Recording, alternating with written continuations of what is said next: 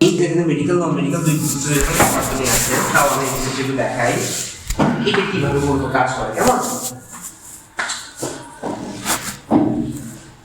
বিরক্ত আপনারা না এগুলো লিখে লাগবে না, আপনি শুধু প্রসিডিউর লিখবেন। এই যে এইগুলো যে লেখা সেগুলো বুঝতে পারছেন, লিখে লাগবে কিছু এখান থেকে সেম এইখানে কিছু লিখে লাগবে, এগুলো একটু দেখে রাখবেন।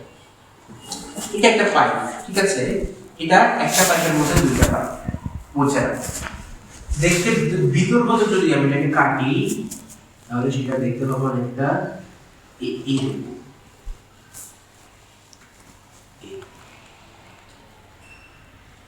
এই যে এখান থেকে পানি বা যেগুলো কিছু এই পাইপটা দিয়ে ডাইরেক্ট বের হয়ে আসতে পারে, আর এখানে আলাদা একটা পাইপ দিয়েছে, কেমন করছেন, যেটা শেষ প্রান্তে কিছুই আসেন, যেটা শেষ প্রান্তে কিছুই নাই, জাস্ট একটা বেলুন অ্যাড করা আছে, ঠিক আছে। এই যে এটা হচ্ছে সেই বেলুনটা, খালি চোখে খুব কম দেখা যায়, বাট বোঝা যাচ্ছে যে এখানে একটু বেলুন আছে, তাই না? এই যে বেলুন, এই বেলুনের সাথে এই কার সাথে কোনো সম্পর্ক নাই, এটা সম্পূর্ণ আলাদা, ঠিক আছে। এখান থেকে প্রস্রাব ডাইরেক্টলি বের হতে পারে, ওকে। আচ্ছা, তো আমাদের বডি অ্যানাটমিটা হচ্ছে আমাদের এরকম, কেমন যে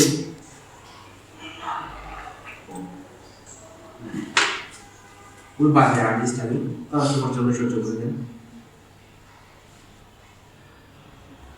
এটা হচ্ছে আমাদের মূত্রথলি, ঠিক আছে, আর এটা হচ্ছে আমাদের কি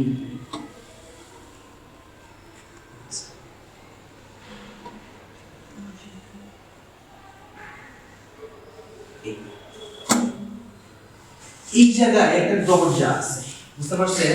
এই দরজাটার নাম হচ্ছে ইউরেথ্রাল স্ফিংক্টার। এর কাজ হচ্ছে মূলত আপনি যে এই প্রস্রাব যে নরমালি আমরা কন্ট্রোল করি না, আমরা চাইলে আটকে রাখতে পারি, চাইলে আবার বের করতে পারি, সেটা আমরা ওই দরজাটা খুলি মারি নিজেদের মতো কন্ট্রোল করি।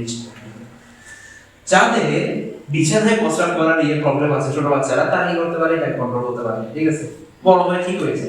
বাট যখন বৃদ্ধ অবস্থায় যদি আপনি এটা কন্ট্রোল করতে না পারেন, সেটা আলাদা হিসাব, তখন এটা কারণে পুরিটাল নার্ভ ড্যামেজ হয়, সেটা আলাদা। আমি এগুলো একটু না চাই, সহজ ভাষায় যদি বলি, আমার মেন কাজ হচ্ছে যে এইটাকে আমি একদম মূত্রথলি পর্যন্ত নিব, ঠিক আছে, আর থলি পর্যন্ত নিলাম।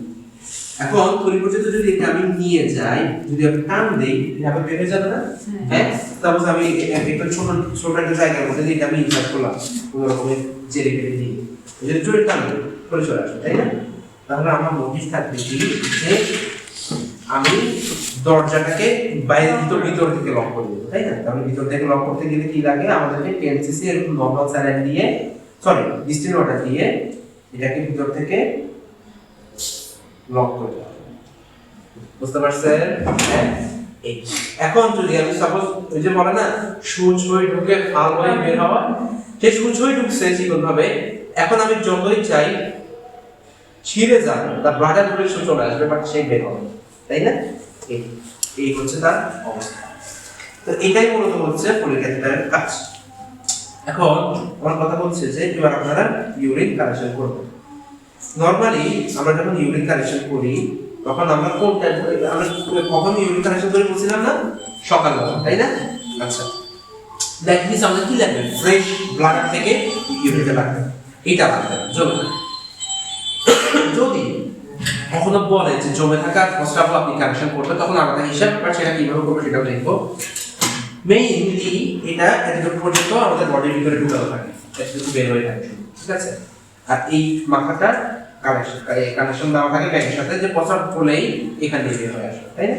আচ্ছা, তো এখন আমাদের কাজ হবে কি, আমার কাজ হচ্ছে যে এইখান থেকে প্রথমে যখন আমরা কি করবো, আমরা যখন করবো আগে একটা ওই যে কি নিব, ম্যাকিন্টশ নিব, ঠিক আছে, ম্যাকিন্টশ নিব, ক্লাস তো পড়ে রাখছি, ম্যাকিন্টশের নিচে এটা দিয়ে আমরা কি করবো, এই যে এই বাহিরের যে পার্টটা যেটা ব্যাগের সাথে কানেক্টেড, ওইটা কি করবো, কেটে দিব না, লক করে দেব। এই যে দেখছেন, যদি কেটে দিই তো বসা বের হয়ে পড়ে যাবে না, কেটে দিব কেন, আমরা এইভাবে তাকে আকারের বস্তু দিয়ে চাপ দিলাম করে দেব, ঠিক আছে।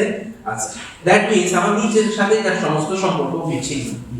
এখন আমি যে এখান থেকে যত যা নিব সম্পর্ক থেকে আসবে, ডাইরেক্ট ব্লাডার থেকে আসবে, ঠিক আছে, মূত্রথলি থেকে আসবে। আচ্ছা, হ্যাঁ, এবার আমি নিচে দিকে এখান থেকে লক করে ফেললাম, লক করে ফেলার পরে আমি কি করব, প্রথমে এরকম একটা এই অ্যালকোহল প্যাড নিব। অ্যালকোহল প্যাড নেওয়ার পরে এটা এটার মধ্যে এখন পর্যন্ত মশলা কিছু আছে, এটা এখন ফ্রেশ না এখন পর্যন্ত। আচ্ছা, আমরা ফ্রেশ ভাবেই সবকিছু করবো। তাহলে এরকম একটা অ্যালকোহল প্যাড নিয়ে তুলে যাকে আমরা এই জায়গাটা ক্লিন করে নেব। ঠিক আছে, ক্লিন করে নেওয়ার পরে আমি আমার ইনজেকশনটা নিব। এই যে এই করে দিলাম এটা আমার ইনজেকশনটা। আমি ইনজেকশনটা নেওয়ার পরে আমি কি করব, এই যে এখান থেকে, ঠিক আছে, এই যে উপরে যে নরম একটা জায়গা আছে দেখো, শুনুন এই যে নরম জায়গা, তাই না, এখান থেকে কি করে রেখে আস্তে করে ঢেলে দিতে হবে। ঠিক আছে, এই দেওয়ার পরে এবার আমাদের যদি প্রয়োজন আমি এখান থেকে এটা নিয়ে যদি টেস্ট লাগে টেস্ট দিয়ে আমি এখান থেকে নিয়ে আসব। ঠিক আছে, নেওয়ার পরে আরেকটা এরকম নিয়ে স্পঞ্জ বল বা এরকম একটা অ্যালকোহল দিয়ে চেপে ধরে বের করে নিয়ে আসব। তাহলে বাকিটা এখান থেকে আপনি ক্লিন করে ফেলে দিন। এখান থেকে আর কোনো কথা কিছু আছে না, বলতে পারেন যে ছিদ্র করছি, হ্যাঁ বলতেছি আসেছি। তাহলে আপনি কি করবেন, এটা আপনি কি করবেন, এটা নিয়ে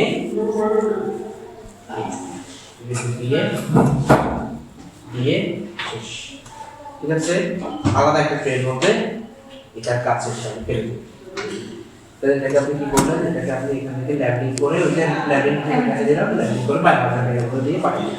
ঠিক আছে, আচ্ছা কোশ্চেন হচ্ছে আমি যে এটা চিত্র করলাম এটা তো এখানে এমন আস্তে লিক হবে, তাই না? লিক হতো যদি এটা ম্যাটেরিয়াল এটা হতো অথবা এটা ম্যাটেরিয়াল আছে, এটাকে আমি যত কিছুই করি না কেন, ইভেন এর থেকে যদি আমি এটাকে ক্লিন করি তাহলেও সেইখান থেকে প্রতিযোগিতা হতে দিবে না। এক্সেল এটা আগে জায়গায়, ঠিক আছে, এই হচ্ছে আমার ক্যান্সারের ফাংশন। আমি কিভাবে এরপরে আমার যখন নেওয়া শেষ তখন আমি কি করবো, আবার করে নেব। ঠিক আছে, এরপরে করে নেওয়ার পরে